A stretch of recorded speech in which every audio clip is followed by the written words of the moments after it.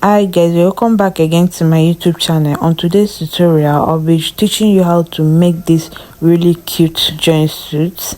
This is the original look of the dress and this is how I recreated it. So if you would like to see how I make this cute dress, make sure you watch to the end and don't skip any part of this video so that you miss out on any important tip. At the end of this tutorial, if you find my video helpful, please do not forget to like my video and also subscribe to my channel. Let's go to the cutting table. For this project, I'll be making use of these 3 yards of Ankara print. You also be needing your zipper. I'll be attaching a zipper on the back of this dress. You also be needing your elastic thread. You buy the matching color of your fabric. So I'm gonna have to fold my fabric into 2. While folding the fabric into 2, I left about 4 inches along the folded edge.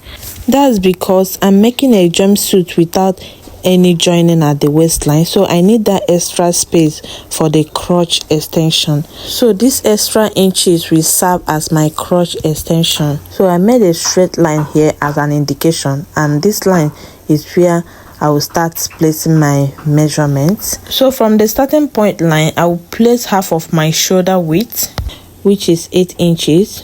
My shoulder is 16 divided by 2, I have 8 inches. So from this shoulder line now, I will get my sleeve length. I use 10 inches for the sleeve length. I'll add extra 1.5 inches for hemming allowance. So I have the total of 23 inches here as a whole. So I will be coming down by 1 inch for the shoulder slant. I'll mark 1 inch here and I will connect it back to the shoulder width.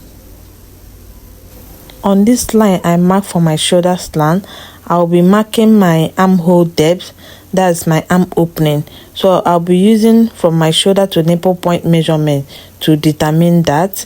My shoulder to nipple point is 10 inches. I will add extra 1.5 inches to it. Just take your shoulder to nipple point measurement and add 1.5 inches.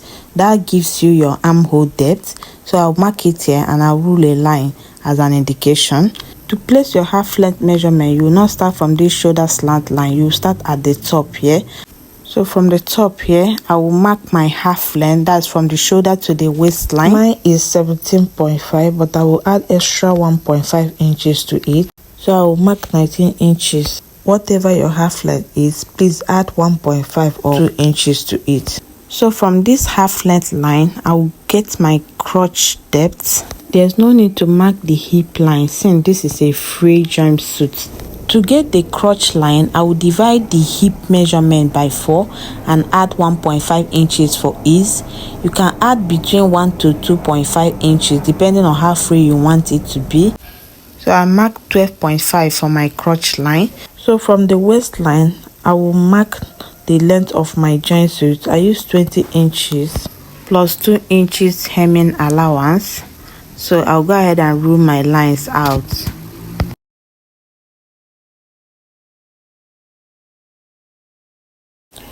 So to determine how free I want the jumpsuit to be, I'll be using my hip measurement since it's the widest part of my body. I'll divide my hip by 4. Then I will add extra 3 inches for ease, an additional half inch for seam allowance, making it total of 3.5 inches. As you can see, I place the measurement on my armhole line. After that, you just rule it straight down to the hem. At this corner, I will come out by 1.5 inches and I will curve the armhole the way you see me doing. This is my crotch line, so I will extend the line. On this line is where I will be placing my crotch extension. So to get your crotch extension, divide your round hip by 20. Whatever you get, add 1.5 inches to it. Mine came out to 3.7 inches. The ease allowance I added is because it's a free jumpsuit. If it's not a free jumpsuit, there's no need of adding ease allowance. So I'll mark it here. After that, I will come out by 1.5 inches at this corner and I will curve it the way you see me doing. After curving it, I will rule the line down. So I'll be reducing the leg of the pants. I don't want it to be too wide. If you want it to be wide, you can leave it that way. For me, I'll be coming in by 2 inches and I will reconnect the line. So this line is no longer useful. This is now the new line. So the next thing I'll be marking is the neck width. I use 3.5 inches for the neck width, and for the neck depth I use 7.5 inches. After marking it, I'll go ahead and connect the V neckline.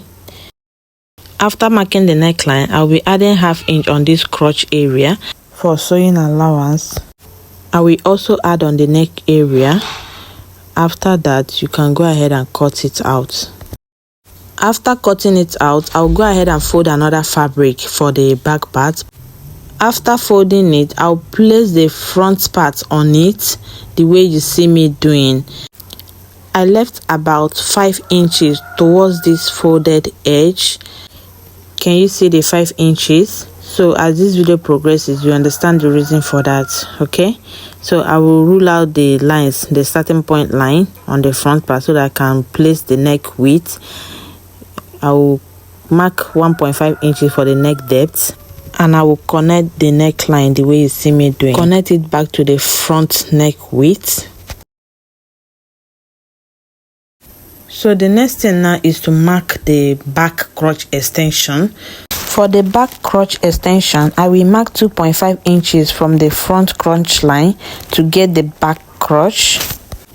So from this front crotch, I will place 2.5 inches. So you can use 2 inches or 3.5 inches, depending on how free you want it. On this area, I will mark 2 inches. After marking the 2 inches, I will connect it like so.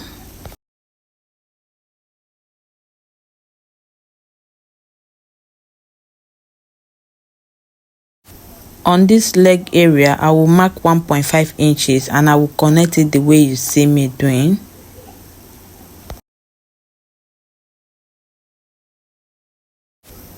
So from this neck part, I will add 1 inch and I will slant it to meet the 2 inches I marked on the flap area. I reduced it to 1 inch because I don't want the back to be too big. I want it to relax well, so you slant it the way you see me doing. From 1 inch, I slanted it. So I will make sure I extend the line to the top. I will use another color of chalk to highlight where the back part started so that you can see it clearly. So I'll be adding another 1 inch for zipper allowance. This 1 inch, I will add it straight down.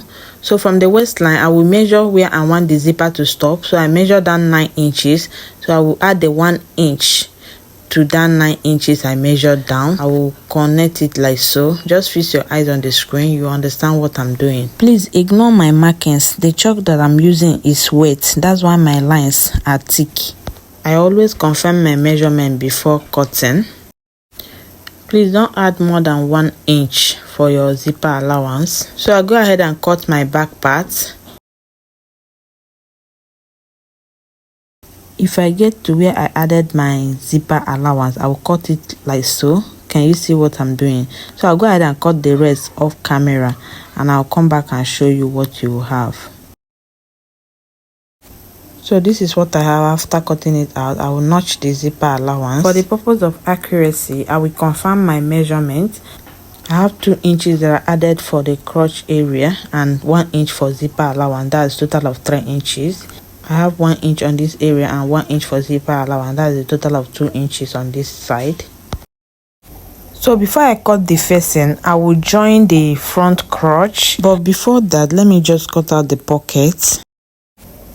For my pocket, I'll measure the width of 8 inches and I'll place my hand like so that I can trace out the shape of my pocket. I want to cut it out so that I can weave it. I cut out 2, so I will be cutting another one, making it 4.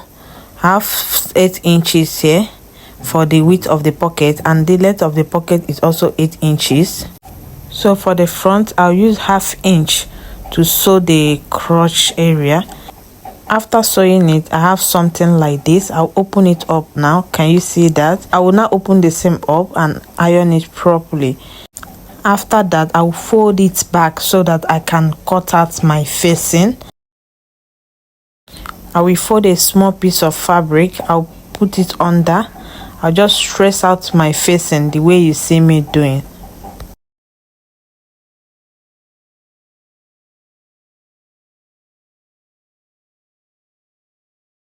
This is where my shoulder will stop. So from there now, I will trace it out.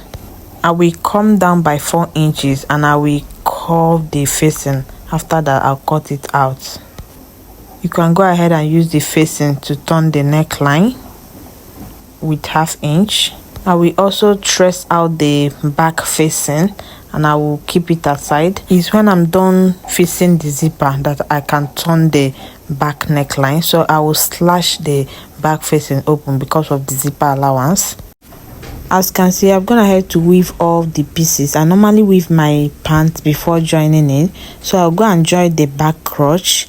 I will use my zipper to determine where I will stop my stitches. Just measure the length of your zipper. My zipper is 24 inches in length, so I will stop on 23 inches. I will back stitch on the 23 inches. I'll mark 1 inch. From that 1 inch, I will just use 1/2 inch to sew the crotch. Can you see how I marked it? That's how you are going to be sewing it. This is 1 inch. I sewn it like so. I have my front part here. I've also gone ahead to weave the center front where I joined it. Can you see that? So the next thing I want to be doing now is to mark out the lines for the elastic gathering.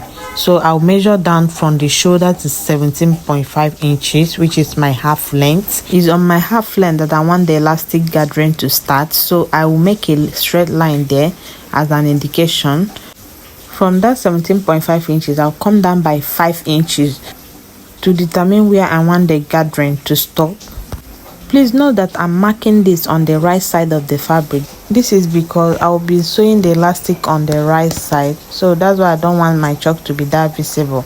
So from this first line, I'll be marking half inch to the 5 inches I measured down. I'm just trying to create a line where I will be sewing my elastic, so I'll mark it now and I'll come back and show you. I've gone ahead to mark it. This is from shoulder to 17.5 and I marked half inch. Can you see the lines? This line is where I will be sewing my elastic, so I'll just follow the lines and stitch. I've also repeat the same thing on the back part. Can you see that? After marking on this side, you turn it to the other side and mark. I marked it on the right side. Please take note of that. Can you see what I have for the back part? For the back, make sure that your lines are equal on the both sides of the back. I've gone ahead to thread my elastic on my reeler. Can you see that? After that, I will loosen the knot on my shuttle so that the thread can move freely. Please don't lose the knot too much, just a little. After that, I'll go and insert it on my machine. I told you that I will be sewing on the right side. This is my normal sewing thread. It's not elastic thread, so I'll be stitching on the lines. Before you start stitching, make sure you bring down your gather's foot down. Bring it down to 0. As you stitch, you'll be stretching it out the way you see me doing. After stitching it to the end, you turn it to the next line and continue stitching. Make sure you stretch it out as you sew. So I'll finish it off camera and I'll come back and show you what you have. This is what I have after I was done gathering it. Can you see that? This is how the wrong side look like. This is my back part. As I was sewing the back part, I did not cut the thread on the center back. I wanted my stitches to be equal, so I stitched from one side to the other. I did not sew the back part separately, so I will now cut it. I will just divide the center back, slash it open the way you see me doing. After cutting it out, I have something like this. I'll go ahead now and fix my zipper. Just place your zipper the way you see me doing. Use your pin to pin it down before you start stitching. Please don't stretch it, just place your zipper and pin it before you start sewing. I'll go and sew it off camera and come back and show you. This is what I have after fixing my zipper.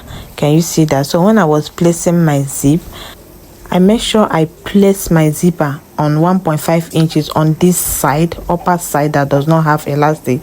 On this side that I have elastic, I place my zipper on 1/2 inch. This is for me to achieve a well-fitted bag. This is how the right side looks like. I've also gone ahead to turn the neckline with the facing that I cut out. So before I turn the neckline with facing, I make sure I have attached my zipper. So I'll cut out the excess zipper now. I'll notch the neckline and I'll turn it to the right side. You can use any method to pipe your neckline. I just want mine to come out very neat. This is what I have after I was done attaching it. I will go ahead and give it a good ironing. I've also used my facing to turn the neckline of the front part. I will notch the middle point here that have the V shape. I'll notch it so that if I turn it, it will relax very well. After that, I'll give it a good ironing. This is my front part. Can you see that? So the next thing I'll be doing now is to attach my pocket. For the pocket, I've weaved it. So from the shoulder line, I will come down by 19 inches. 19 inches is where the pocket hole will start, so I will mark it out. After that, I will place my pocket like so. Place it on 1/2 inch. Use your pin to pin it. Don't stretch while you are pinning, just place it and pin. After pinning it down on this side, I will repeat the same thing on the other side. After attaching the pocket on the front part, I'll also attach it on the back part. So I'll go to my sewing machine and sew it with 1/2 inch. After sewing it, I'll come back and show you what I have. So I'm done sewing it. I'll now join the shoulders. I'll use the facing to turn the shoulder this way. I'll place it together and I will sew with 1/2 inch. I'll do the same thing on this side. Can you see what I'm doing? After closing the shoulder, I have something like this. This is how the facing looks like. I can now use my hemming gum to iron on the facing so that it can stick together. I've also folded the hem of the sleeve and the hem of the pants. Can you see that? So the next thing now is to arrange the front and back. Arrange the sleeve. Use your pin to hold it. You now match the front and back pockets the way you see me doing. I'll pin it round. After arranging it, I will start sewing from the armhole area. I'll sew with 1 inch and I will sew with 1/2 inch starting from the waistline where I join the pocket. From here, I'll continue with 1/2 inch down to the leg of the pant. After sewing the leg, I'll place the crotch together, the front and back crotch together. Merge it and you sew with 1/2 inch. I will sew the other side too.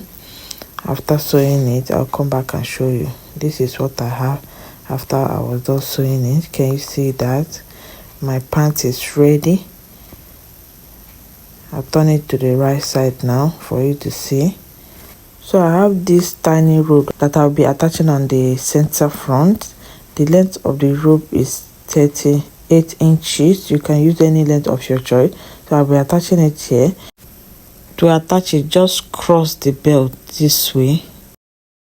You go to your sewing machine and stitch it down. This rope is a false drawstring. There's no hole to pass the rope. To create the rope, I cut out 1.5 inches piece of fabric and I fold it like so. After folding it this way, I top stitch on it. So this is the final look of the dress. Can you see the pocket?